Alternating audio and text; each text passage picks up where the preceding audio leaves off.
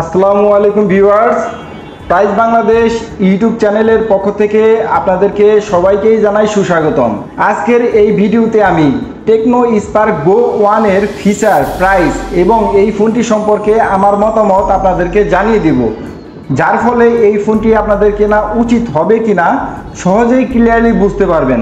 তাই ভিডিওটি স্কিপ না করে সম্পূর্ণ দেখতে থাকুন ভিউয়ার্স। ভিডিওর এই পর্যায়ে আপনাদের কাছে আমার একটি ছোট্ট রিকোয়েস্ট, ভিডিওতে এখনই একটি লাইক করে দিবেন। আপনার একটি লাইক আমাকে আরও কোয়ালিটিফুল ভিডিও বানাতে অনুপ্রাণিত করে। তো ভিউয়ার্স, প্রথমে জেনে নেব এই ফোনটির ডিসপ্লে সম্পর্কে। ফোনটিতে 5 হোল কাট আউটের ডিসপ্লে দেওয়া হয়েছে। এটির সাইজ 6.67 ইঞ্চি। আইপিএস এলসিডি ডিসপ্লে প্যানেল দেওয়া হয়েছে এই ফোনটিতে।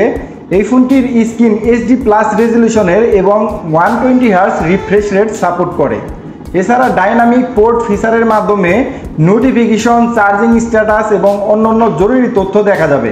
ফোনটিতে ইউনিসক টাইগার 615 চিপসেট দেওয়া হয়েছে। গেমিং এর জন্য এই চিপসেটটি যথেষ্ট না হলেও বাজেট বিবেচনায় মেনে নেওয়া যায়। এই ফোনটিতে 4GB র্যামের সাথে আরও 4GB ভার্চুয়াল র্যামের সাপোর্ট পাবেন এবং 128GB ফোন স্টোরেজ দেওয়া হয়েছে এই ফোনটিতে। অর্থাৎ কম বাজেট রেঞ্জের মধ্যে 8GB র্যাম পর্যন্ত ব্যবহার করা যাবে। একই সঙ্গে ফোনটিতে ফটো এবং ভিডিওর জন্য রয়েছে পর্যাপ্ত স্টোরেজ। ফোনটিতে 13 মেগাপিক্সেলের মেন রিয়ার ক্যামেরা দেওয়া হয়েছে।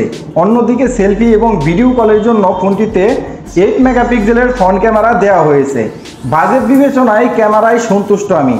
5000 mAh ব্যাটারি রয়েছে এই ফোনটিতে এবং এটি দ্রুত চার্জ করার জন্য দেওয়া হয়েছে 15 ওয়াটের চার্জিং সিস্টেম।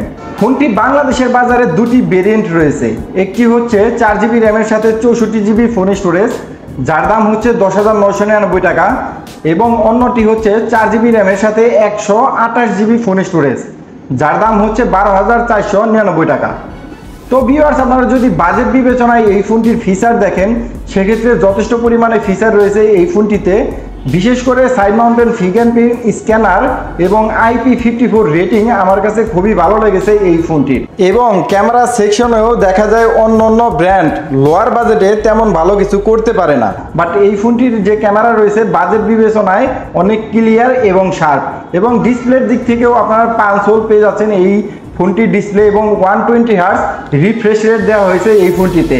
যদি আপনারা লোয়ার বাজেটের ফোন কিনতে চান, অবশ্যই এই ফোনটি চয়েস করতে পারেন। আমার মতে এই ফোনটি আপনাদের জন্য বেটার চয়েসই হবে। আপনার মতে এই ফোনটি কেমন সেটি অবশ্যই কমেন্ট সেকশনে জানিয়ে দিবেন। তো ভিউয়ার্স, আপনারা যদি আমাদের এই চ্যানেলে নতুন হয়ে থাকেন, অবশ্যই সাবস্ক্রাইব করে আমাদের সাথেই থাকবেন। দেখা হবে পরের ভিডিওতে। আসসালামু আলাইকুম।